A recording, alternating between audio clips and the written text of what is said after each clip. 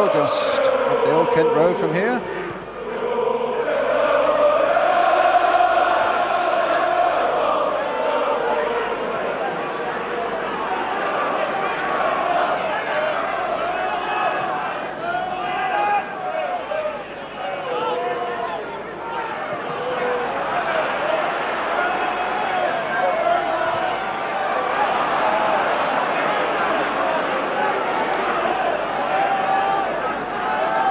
For Norwich.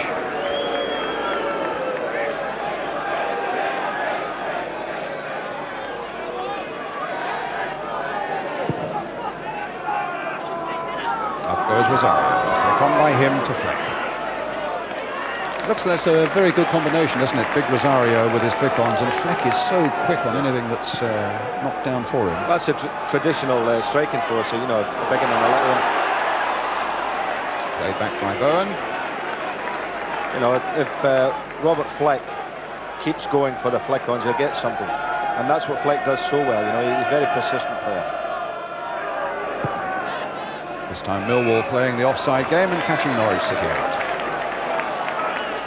Well, the game's gone a little bit negative in the last 10 minutes.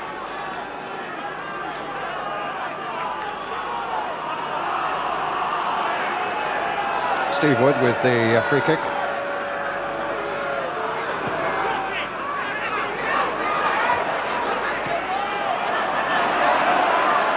Putney. Here's McCleary, very dependable at the back. Salmon, Sheringham. Oh, what a good ball there, and a good run by Carter, played in by him. Now can Sheringham get on the end of this one? Can Hurlock forced his way into that scene? Dawes now trying to keep this movement going, getting it to Sheringham. Back again to Morgan. No, Hurlock won't get to that one. For all his enthusiasm, it was a poor ball, and suddenly Norwich can break away. Except that Wood is there to get it back safely to Hall.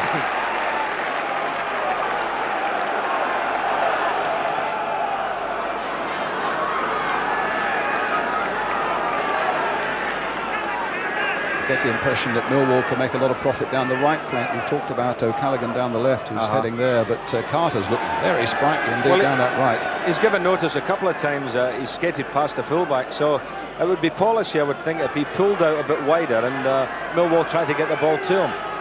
Millwall at the moment seem to be, the balls from the back have been poor, Brian. You know, they're not able to hit the forward players. Foul on O'Callaghan, another free kick to Millwall. Could be interesting. Cascarino might want to say in this if the ball comes in, and I notice that McCleary and Wood, two big defenders, are going forward.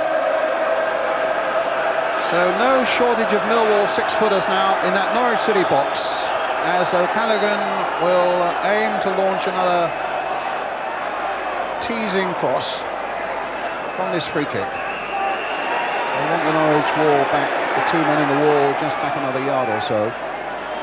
O'Callaghan with it, cleared the wall and cleared Sheringham's head as well. Carter now looking to retrieve the situation for Millwall. Finds Terry Hurlock. Crossed in by him towards the near post, and Millwall fans claiming that Steve Wood was shoved over by Rosario. The referee couldn't have been better placed. So back they go. Half an hour gone. Sensational start with Norwich going 2 up in 7 minutes. This was the second one. Fleck got in there. We'll see in a moment that Rosario also has a little flick at it. It comes off the keeper. In fact, some good reactions there, but he couldn't stop Bowen, making it 2-0 to Norwich. And since then, Tony Cascarino has scored for Millwall, and right now here Teddy Sheringham's been caught offside.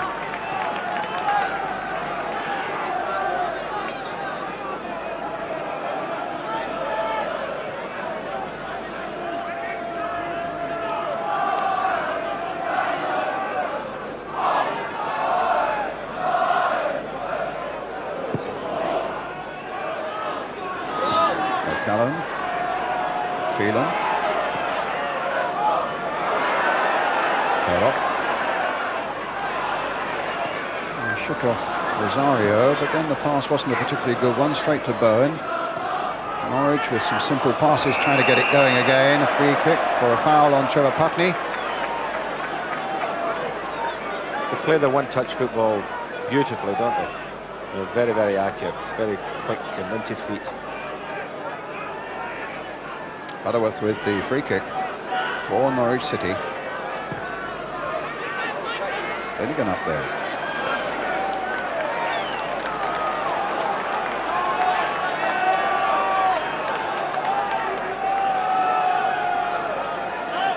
And Horn, not the biggest of goalkeepers, 5'10", 5'11", but he's normally an excellent shot stopper. Now can Callaghan get in? Can Sheringham get in? Trying to get Dawes in. Callaghan's header! Magnificent save! Super save by Gunn. A really bright move by Millwall. And O'Callaghan so close to making it 2-2. Sheringham with a little run here. And Dawes with a delightful little cross. There's O'Callaghan's header. And some really acrobatic and valuable goalkeeping by Brian Gunn for Norwich. One of our better Scottish goalkeepers, Big Brian. Millwall's corner. O'Callaghan with it. Flick on. Shouts for handball there. But the referee must have been a Millwall hand. That I certainly got the impression there was a handball there. Free kick's given to Norwich in any case.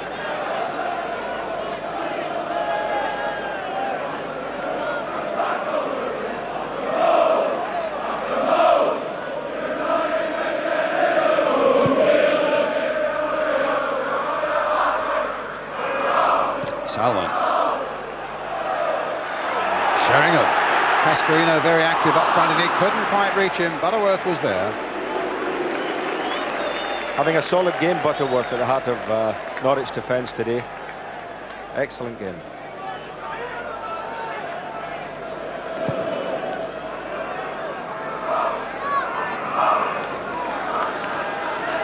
O'Callaghan.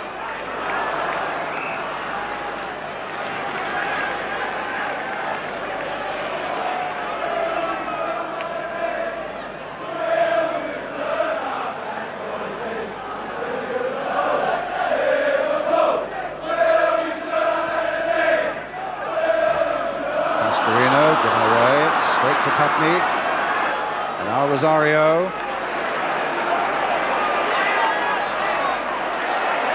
Millwall get themselves out of their troubles and find O'Callaghan. Sheringham will chase this one, but Butterworth is there. And his first real fumble of the game, presenting Millwall with a corner. And the troops in blue are coming forward again. It's with O'Callaghan. Cut out by Phelan. Just prevented it from going for the corner.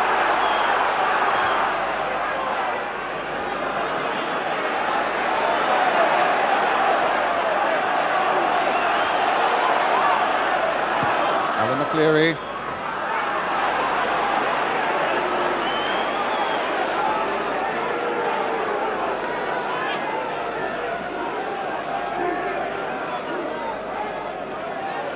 Gunn, who will certainly be looking to be in the Scotland squad for the World Cup match coming up in a couple of weeks' time in Cyprus.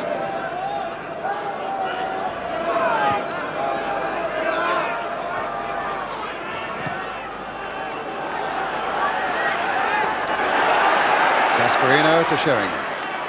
And now to O'Callaghan. Millwall suspecting this is where much of their profit could come from. The likes of O'Callaghan and Carter down this right flank. Salmon. Here's Cascarino. Now Carter. Can he tease a mistake out of there? Does beautifully. Now Morgan looking to get on the end of this one, but it just wouldn't fall quickly enough for him. And Townsend was in. Dawes playing it in again. Good spell this for Millwall. Fairlock finding Salmon. Certainly pushed plenty forward. Sheringham. And now Carter again. Finding Dennis Salmon. Sheringham. Watched by Linnigan.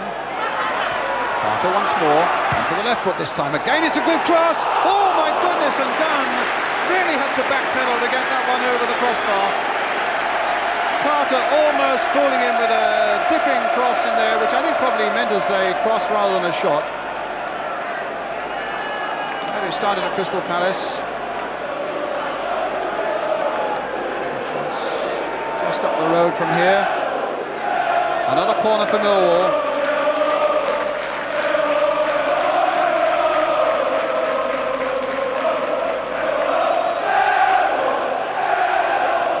O'Callaghan, not one of his better ones. It might come for Little Morgan. Now it comes for Carter. Putting a lot of pressure on Norwich now. And in the end it goes behind for the goal kick. Sheringham's back header, unable to find Cascarino.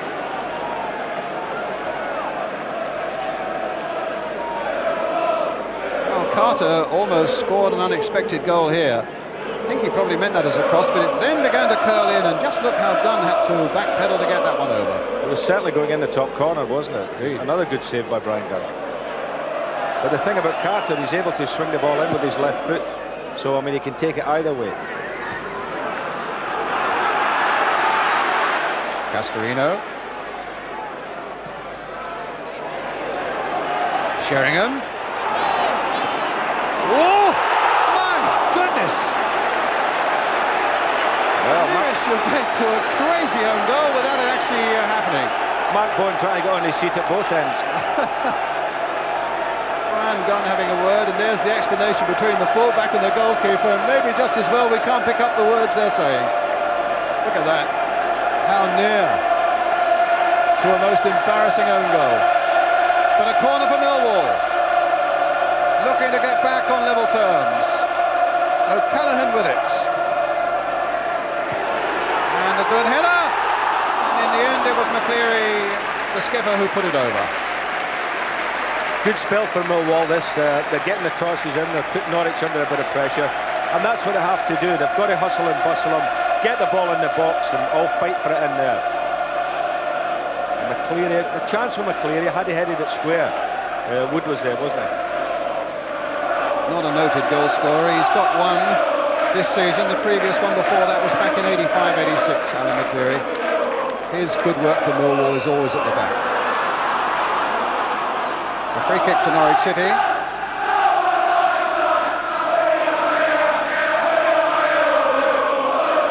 Andy Townsend with it.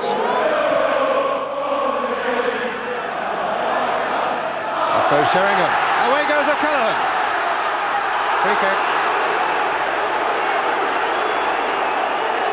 6 minutes to half time. Millwall 1, Norwich City 2.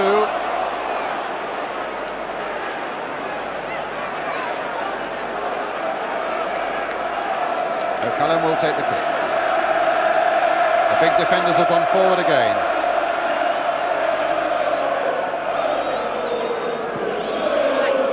Sheringham's header. And in the end, Culverhouse only too delighted to put it behind for the corner.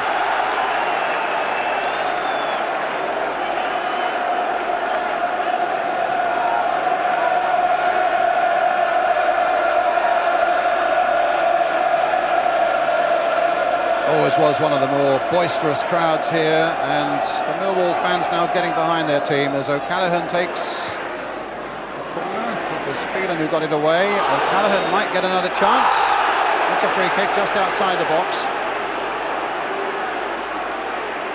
And one or two of the Norwich players suggesting that O'Callaghan had made a meal of it, and Dale Gordon very sensibly acting as a peacemaker there. So I think O'Callaghan was prepared to dispute the issue. Well, the free kick's been given. Wood's in there, McCleary's in there, Sheringham and Cascarino in there, and patiently deep on the far side is Carter.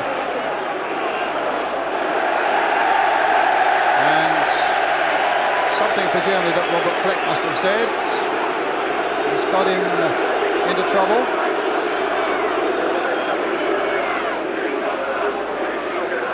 That has got to be one of the stupidest things you've ever seen. Well, he's got nothing to do with the incident. He's yards away from it. None of his business, and he must have opened his mouth. In now the referee making sure the two-man wall stays back. Culverhouse and Gordon. O'Callaghan making sure that he wants to clear it, to find the likes of Sheringham, Cascarino, Wood. McCleary in there as well. Oh, and it just cleared McCleary's head. Well, Ian, there's a banner I've seen on the other side. It's taken you long enough to find the den, which I think is a little dig at us, but I'm delighted we found it now, and really it's a splendid game of football they're giving us this afternoon. Well, a good atmosphere for it.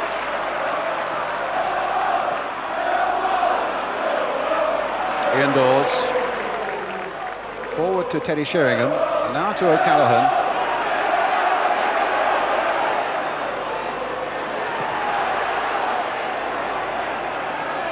3 minutes of the first half remaining. Hurlock to Morgan.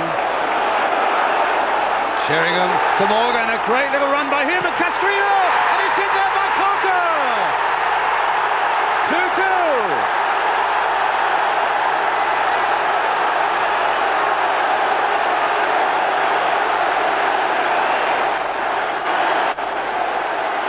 Well, the pressure finally paid off. A lovely little 1-2 and a cross, and he didn't have smack into the roof of the net. Carter. It's a lovely goal. Only a second goal of the season, but nobody's played better in this first half for Millwall than Jimmy Carter.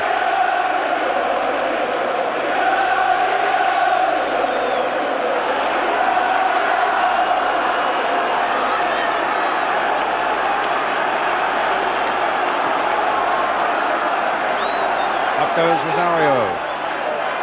A terrific recovery by Millwall. They could really have fallen to pieces, Ian, couldn't they? With 2 down in the first 7 minutes of the game. Oh, you have to say that, and this will test the resolve of Norwich now, because the atmosphere is great for the home team. They've fought back, as you say, from 2 goals down, and they've really now put Norwich under pressure, and it's it's going to make for a great second half.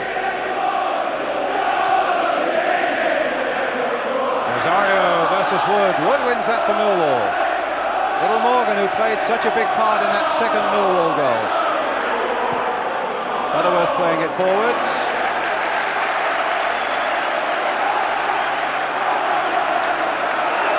Salmon. Carter. Carter again. O'Callaghan. Through the middle this time. Really taking them on. Putney. In the last minute of the first half now. O'Callaghan. Morgan playing it through for Teddy Sheringham. Cascarino again waiting patiently in the middle, and Millwall gets... No, I thought for a moment he was giving a corner. It's a goal kick.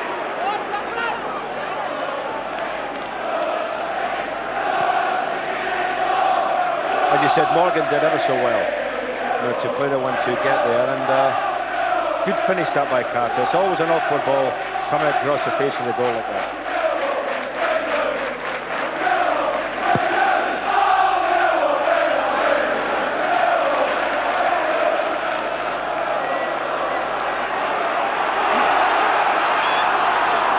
A free kick to Norwich. Terry Hurlock being spoken to. He said that he was a real bustler in the middle of the field, and he's given Millwall everything. He's a bit of a cult figure down here in Coldblow Lane.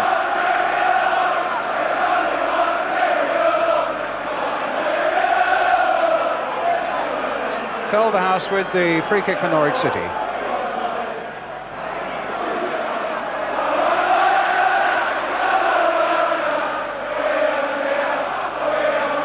A corner given. Wood, in fact, tried to shepherd that out for the goal kick, and Rosario's persistence at least has won Norwich this corner. Now, this is where all the fun began, from a corner this side, right early in the game, with a little flick on at the near post, and Townsend is back in that position now. Rosario's in there, headed off the line by Ian Dawes. Big 6'3" striker, got in a fine header there. And again we see the value of having a man at the post from that sort of situation. Ian Dawes getting away right off the line. Rosario hasn't scored since October either. And Horn bravely at the feet of Ian Butterworth as the half-time whistle goes, ending on a fitting finale there, because it's been a smashing first half. That's how it was. Rosario was foiled by Ian Dawes, with Butterworth and Bowen scoring for Norwich, Cascarino and Carter for Millwall. No wonder the crowd are boisterous, and what a second half in prospect. Well, as if all that wasn't enough for your half-time entertainment, with 23 goals from the First Division yesterday, won by Paul Merson of Arsenal, worthy of winning any match, although he didn't. Colin Cooper of Middlesbrough will never score a better one, and we're dedicating one of them to the Wimbledon manager, Bobby Gould. You know the one I mean, Bob. And for Cloughie, well, the real reason we send cameras to football grounds.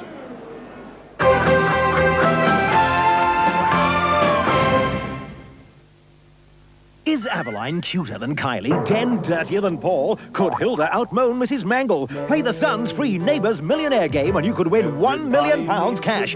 Simply replace the Aussie actors with our own British stars. It's fun, it's free, and it could make you a Neighbours Millionaire. Only in the Sun. Could reading your palm reveal your future love life? Find out in the Sun. Plus, confessions of a top stuntman. How he risks his neck for the stars. Read his amazing Kiss and Fell. And clean up all the soaps. Only in the Sun this week. Yeah, what would you do for a pint of Green King IPA? I'd swim up and down the Limpopo, and to show you what bravery means, I'd go on that Japanese show and have things put down my jeans. I'd risk a takeaway from Kathmandu, score a goal like a you-know-who, go blindfold on the beach at Saint-Tropez for a pint of Green King IPA.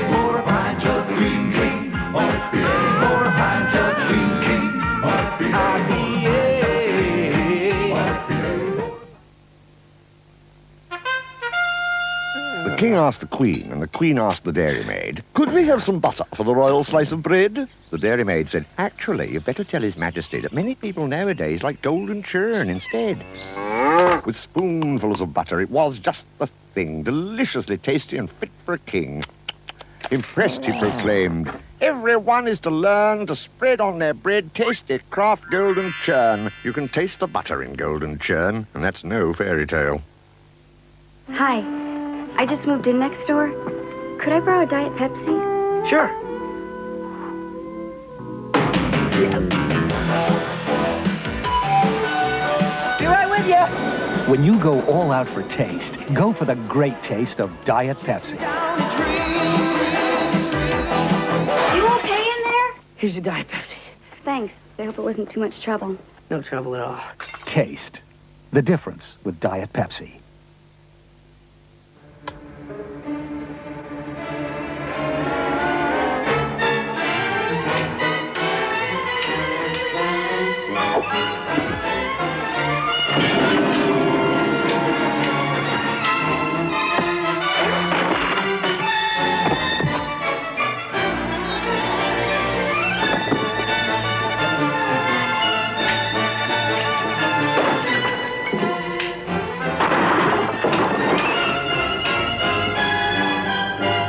It's easy to protect your home and valuables.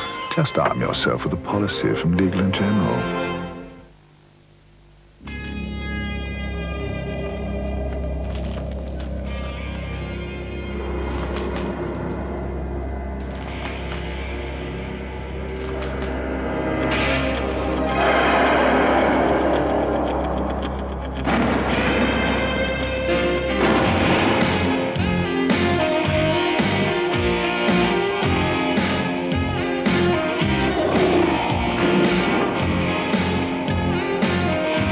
When some other diesels freeze, Esso Winter Diesel Plus keeps you moving.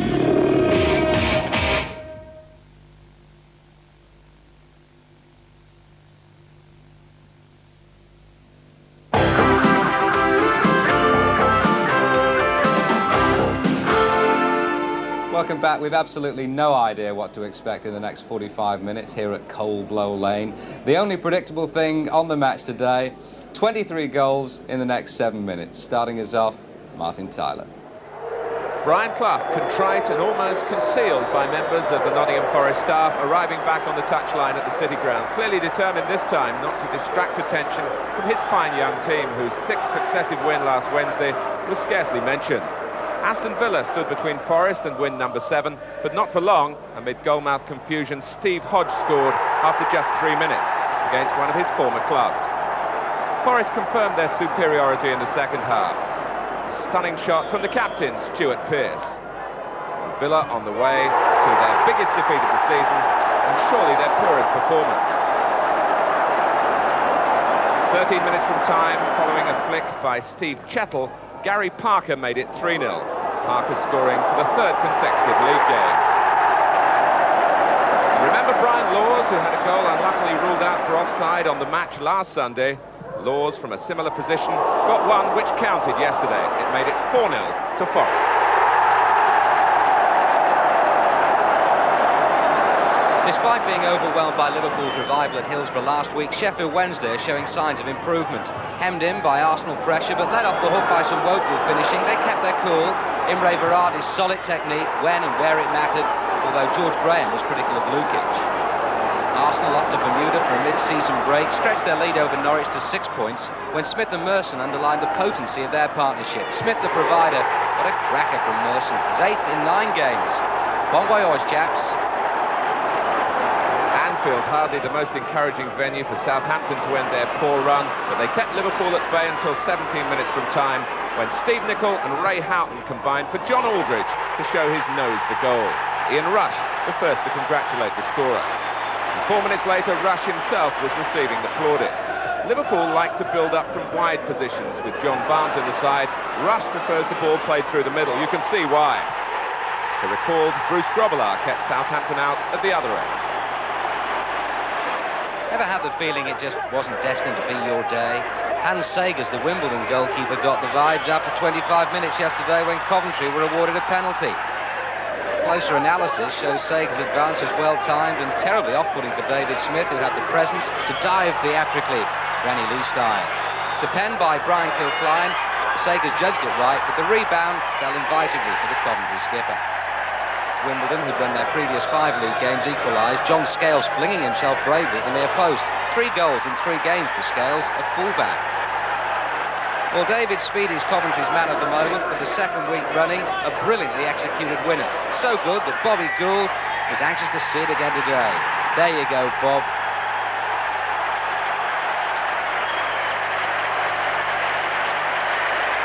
Everton have never been happy on the synthetic surface at Luton.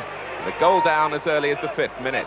Concentration lost in the centre of their defence, and from a fine pass by David Priest, Roy Wegerle sneaking in behind Dave Watson. Everton pointless at Kenilworth Road yet again.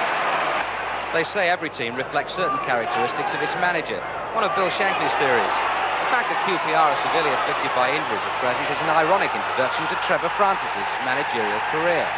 Well, no arguments over that penalty. No marks for Wright. Full marks for Steen's ambition. But a poor kick really coming up by Simon Barker. You've got to do better than that against Shilton.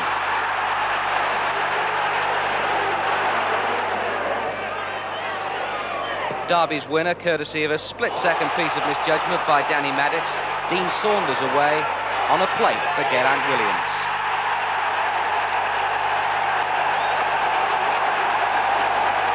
At Ayresome Park, Paul Gascoigne's ambition just got the better of him on a return to his native northeast. Colin Cooper intercepting a pass aimed for Chris Waddle, but Cooper's own aim was very true. 1-0 to Middlesbrough, 20 minutes gone. For Spurs, Paul Stewart had gone 10 games without a goal. That barren run came to an end when David Howells helped on a Waddle corner and